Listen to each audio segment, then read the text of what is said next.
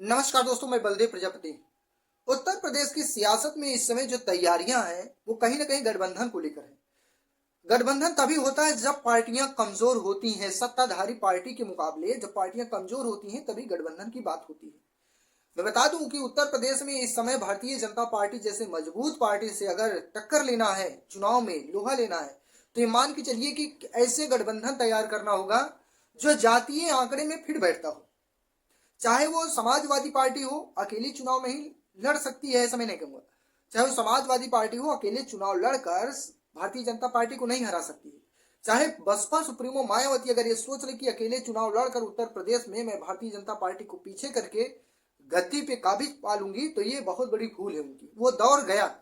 अब यहाँ पे जहां एक तरफ मशीनरी, दूसरी तरफ हिंदू मुस्लिम वाली नैरेटिव कहीं ना कहीं भारतीय जनता पार्टी को हर तरीके से फायदा पहुंचाती है, वहीं दूसरी तरफ सबसे बड़ी भूमिका मीडिया की होती है। जो मीडिया जो है सत्ताधारी पक्ष के हिसाब से जो है न्यूज चलाती है, तो विपक्ष वालों को जो है हमेशा भ्रष्टाचारी, देशद्रोही, घोटालेबाज ये सब साबित करने पे लगी रहती है। तो इसके तोड़ के लिए कहीं न कहीं मायावती को इस समय बड़ा गठजोड़ बनाना होगा, या फिर अखिलेश यादव अगर मजबूती से चुनाव लड़ना चाहते हैं। हालांकि अखिलेश यादव मजबूत है, लेकिन ये मत भूलिए कि 2022 के चुनाव में भी अखिलेश यादव बहुत मजबूत थे।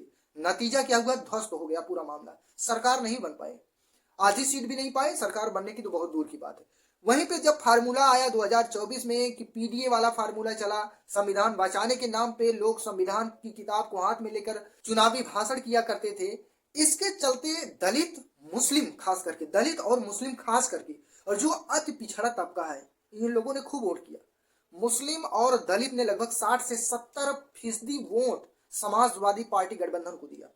वहीं पे अति पिछड़े में लगभग 40 से 50% लोग जो है समाजवादी पार्टी के गठबंधन को वोट किया। और उसका नतीजा क्या हुआ?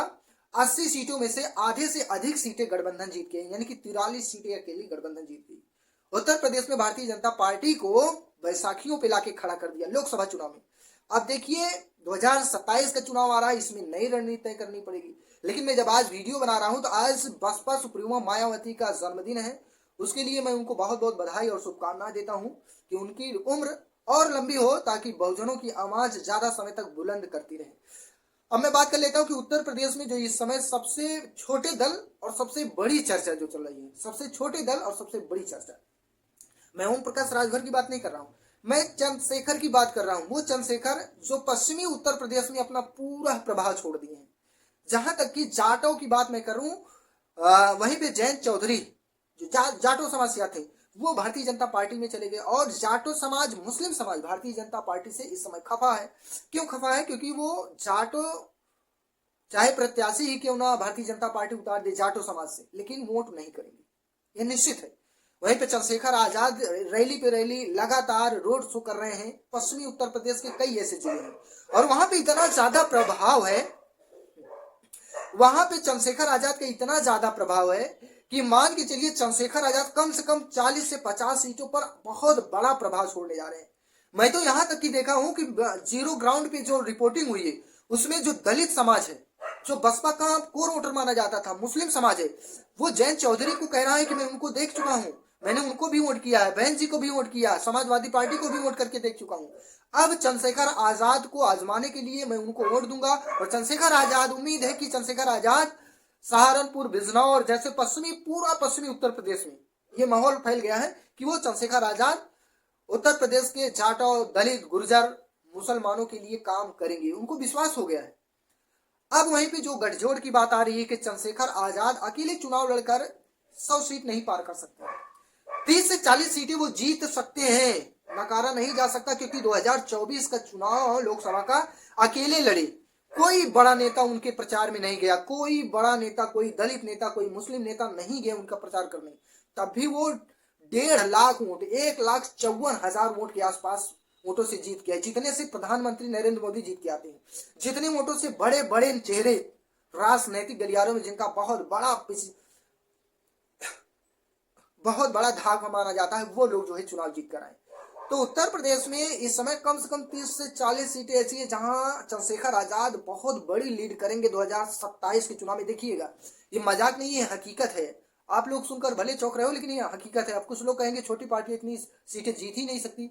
वो छोटी पार्टी नहीं है, वो मुस्लिम, दलित, खासकर जाटो, नॉन जाटो, गुर्जर के वोटरों पर खासा उनका प्रभाव है। और अति पिछड़े तबके की कुछ ऐसे 8-10 जातियां हैं जिन पर भी उनका बहुत ज्यादा प्रभाव है चंद्रशेखर आजाद का। तो इसमें नकारा नहीं जा सकता। नहीं तो जब चुनाव होगा परिणाम देखिएगा। कोई ये नहीं कह रहा था कि नगीना लोकसभा सीट से चंद्रशेखर आजाद इतने वोटों से जीत जाएंगे। जीतने की बात ही जाने दीजिए। वहां का जो सर्वे आ रहा था भारतीय जनता पार्टी और समाजवादी पार्टी के पक्ष में आ रहा था सर्वे, लेकिन जब चुनाव का परिणाम आया तो सबको पीछे करते हुए सबको हरा दिए, ध्वस्त हो गया। 1.5 लाख वोट मायने रखता है, बहुत बड़ी संख्या होती है 1.5 लाख वोट राजनीति के मामले में अगर देखा जाए। तो ये मान के चलिए कि इस समय चंद्रशेखर आजाद जिस तरीके से पूरे उत्तर प्रदेश में, मैं खास करके पश्चिमी उत्तर प्रदेश की बात करूंगा जहां पे उनका पूरा गढ़ बना चुके हैं, चंद्रशेखर आजाद अपना गढ़ बना चुके हैं भाई। भले चुनाव 2027 में, लेकिन उनकी तैयारियां 2024 में जैसे लोकसभा चुनाव जीते उसी के बाद से 27 के चुनाव की तैयारियां करना शुरू कर दी, क्योंकि उनको पता है चुनाव अकेले लड़ना है, बड़े नेता आएंगे नहीं। हालांकि इस समय आर डी प्रजापति जो पूर्व विधायक रह चुके हैं, आर डी प्रजापति के बेटे जो है राकेश प्रजापति, वो भी विधायक है मौजूदा समय में, ये लोग अब उनके साथ आ गए हैं। कहीं ना कहीं ये लोग मजबूत हथकंडा है, ये लोग उनके साथ आए हैं। कई ऐसे मीडिया चैनल हैं जो चंद्रशेखर आजाद के साथ आज साथ खड़े हैं। मेन स्ट्रीम मीडिया नहीं है, सोशल मीडिया जो यूट्यूबर बोला जाता है, वो लोग उनके साथ है।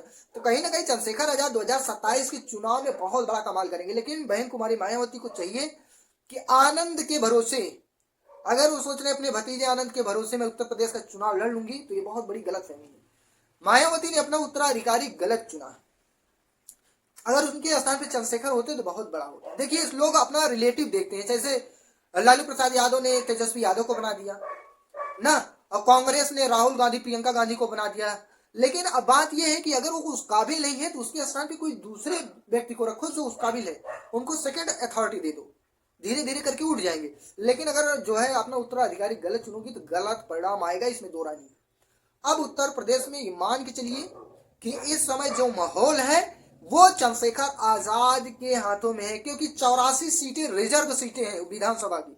84 सीटें जो सुरक्षित सीटें हैं, रिजर्व सीटें हैं SC ST के लिए। ST के लिए 2 ही सीटें हैं, लेकिन 84 सीटें जो है SC के लिए हैं। अब उन सीटों में देखिएगा किस तरीके से सेंधमारी करने जा रहे हैं चंद्रशेखर आजाद। ये हवाई नहीं है। और बसपा सुप्रीमो मायावती चाहे तो ओवैसी और चंद्रशेखर आजाद, प्रेमचंद प्रजापति जो भागीदारी पी पार्टी के राष्ट्रीय अध्यक्ष है, इनको लेकर अति पिछड़ा, मुस्लिम और दलितों को साधते हुए वो चुनाव में बहुत बड़ा बदलाव कर सकती है 2027 के चुनाव में। लेकिन ये देखना होगा क्या ये गठजोड़ बनेगा या फिर चर्चाओं में ही सिमट जाएगा। आपकी जो भी राय, आप अपनी राय कमेंट करके जरूर बताइए। चैनल को सब्सक्राइब करके सपोर्ट कीजिए, अपने और भी साथियों तक इसको शेयर कीजिएगा। धन्यवाद।